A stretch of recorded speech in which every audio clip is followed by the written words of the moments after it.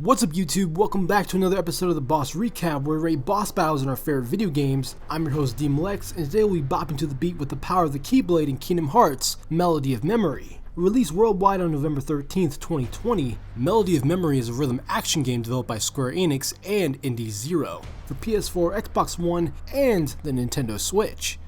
Psych! Making Melody of Memory the first Kingdom Hearts game playable on Nintendo's latest gaming hardware. Fingers crossed the rest of the Kingdom Hearts series will be on the Switch in the near future. Also, Melody of Memory is the 14th installment in the Kingdom Hearts series, and through the game's World Tour story campaign, players will experience the retelling of the events of the series so far, narrated by everyone's favorite damsel in distress, Kairi, with additional stories set after the events of Kingdom Hearts 3 Remind DLC. However, even though the additional story content is severely limited, Melody of Memory still manages to be more relevant than Recoded. You have the right to remain.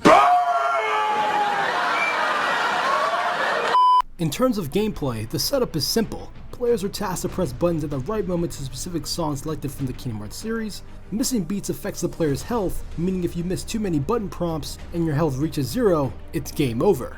Songs are categorized into 3 types of stages. First we have Field Battle, the most common stage type in the game, which has players complete songs rhythmically in each world and face enemies connected to that specific world.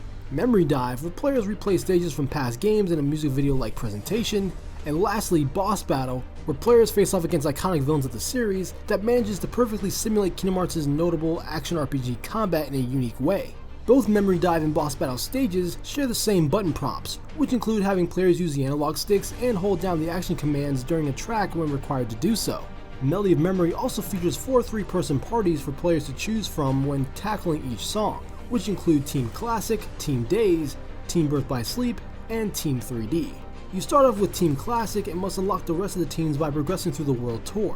Personally, Melody of Memory hits all the right notes as a longtime fan of Kingdom Hearts, seeing that the game manages to appeal to all rhythmic levels of skill by giving players multiple options on how to play the game. And the creative decision to go back to the old graphical style of the pre-Kingdom Hearts 3 era was a bold choice and blends well with the overall theme of the game. So, how well does this rhythmic hack and slasher hold up in defeating all forms of darkness? Well, let's find out and recap the bosses. As previously stated, the boss fights in Melody of Memory play out like choreographed battle simulations where players take on iconic villains of the series, with the battle theme connected to that specific boss playing in the background. Also, boss battle stages have these moments called Dark Zones, which are basically DMs bosses use as the fight progresses to truly test the player's rhythmic skill. In the World Tour, each boss will be accessed through portals shrouded in a purple stormy aura classified as Darkened Worlds. The first boss to challenge you to see if you have any rhythm is the Seeker of Darkness himself, Ansem.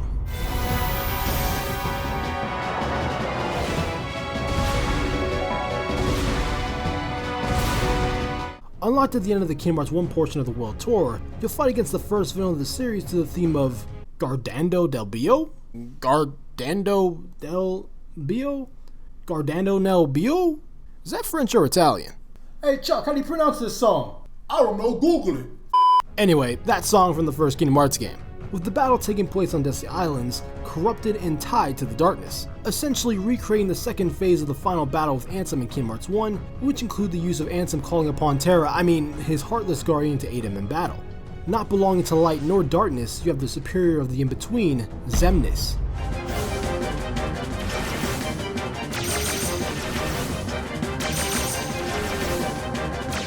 By the end of the Kingdom Hearts 2 section of the World Tour, you'll have access to Brawl to the Beat of Darkness of the Unknown against the original leader of Organization 13 in his Zebra form. A homage to one of my favorite boss fights in Kingdom Hearts, Xemnas, in my opinion, possesses some of the best abilities I've ever seen from an original Kingdom Hearts character. Although I do wish there was a moment during the fight where each team was put in a situation where they had to frantically block Xemnas' iconic attack of him summoning a barrage of ethereal projectiles. I mean, just imagine seeing Team 3D with Meow Wow and Kamari Bat deflecting Xemnas' laser show alongside Riku.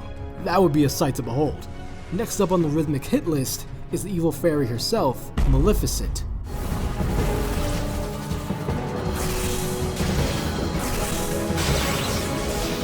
Combating to the beat of the Birth by Sleep version of the encounter, this fight with the most recurring Disney villain in the Kingdom Hearts series takes place in Maleficent's throne room and pays homage to the fight Ventus had with the Mistress of Evil during his time venturing through Enchanted Dominion, minus the 3 fairies assisting you in combat. That being said, I would have preferred fighting Maleficent in her dragon form to the song Squirming Evil from Kingdom Hearts 1, but I digress. Heading into the literal final world of the World Tour, players are finally presented with cutscenes that further progress the overall story of Kingdom Hearts, with Kairi waking up in a dream world created from her memories, trying to find clues of Sora's whereabouts within her own heart, while under the care of Ansem the Wise in Radiant Garden. Towards the end of her dream, Kairi recollects memories of her past as a child and confronts an illusion of the old veiny-headed Keyblade wielder himself, Master Xehanort. You're the one who keeps messing with my fate. If it weren't for everything that you've done, then Sora and everyone would be safe. Even if you're not really here, and this is just a memory or illusion, I won't let you walk away. But just when you think Kairi is finally going to hold her own against the old man, she ultimately gets overpowered by the illusion and is once again saved by Sora.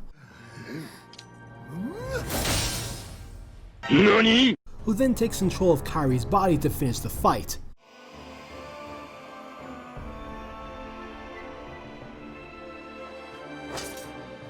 Acting as the final boss of the World Tour, players take control as Kingdom Hearts 3 Sora in the old graphical style of the series, and fight Xehanort to the song Dark Domination from Kingdom Hearts 3.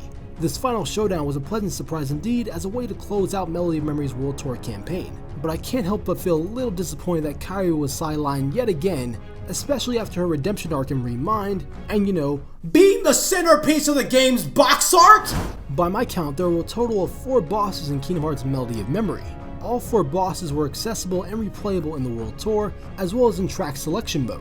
Every boss was defeated on Proud difficulty in the basic style of the game, based on my best attempts playing on the Nintendo Switch. Once again, Melody of Memory is one of the most unique rhythm games I've experienced in a while, and the way the boss battles were presented in game was a fun and challenging experience to be had overall. Although, I am very disappointed in the severe lack of boss stages, seeing that there were plenty of missed opportunities Square Enix and Indie Zero didn't take advantage of. Personally, I was hoping for at most 7 boss stages for Melody of Memory, which include fighting characters such as Marluxia to Lord of the Castle, young Xehanort to the Impo Oscuro, Vanitas to Enter the Darkness, Darkseid to Destiny's Force, Pete to Rowdy Rumble, Terranort to Dismiss, and the biggest missed opportunity of them all, fighting Demyx, the melodious Nocturne to the beat of the 13th Dilemma. I mean, come on, this man's all about fighting to the beat and he's not in the game, not even in the cutscenes?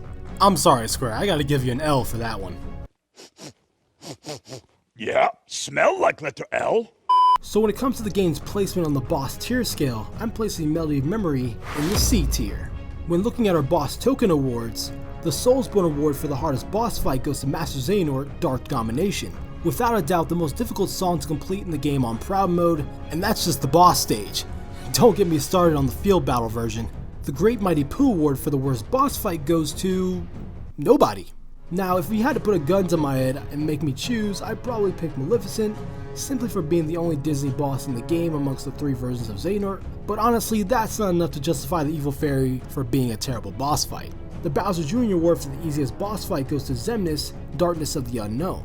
To be honest, I was quite surprised with myself that I had an easier time beating the boss stage version of Darkness of the Unknown compared to the other 3 tracks.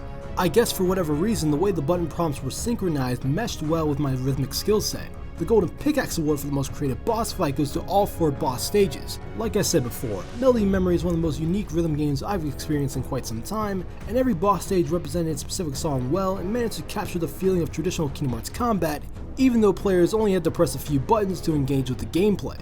The Ultimate Showdown award for the best boss fight goes to Master Xehanort, Dark Domination. No other boss stage comes close. The way this fight was set up taking place in the final world and playing as Sora presented a nice what if scenario for the final battle between our primary hero and villain of Kingdom Hearts. Still, I wish it was Kairi that was able to deliver the final blow.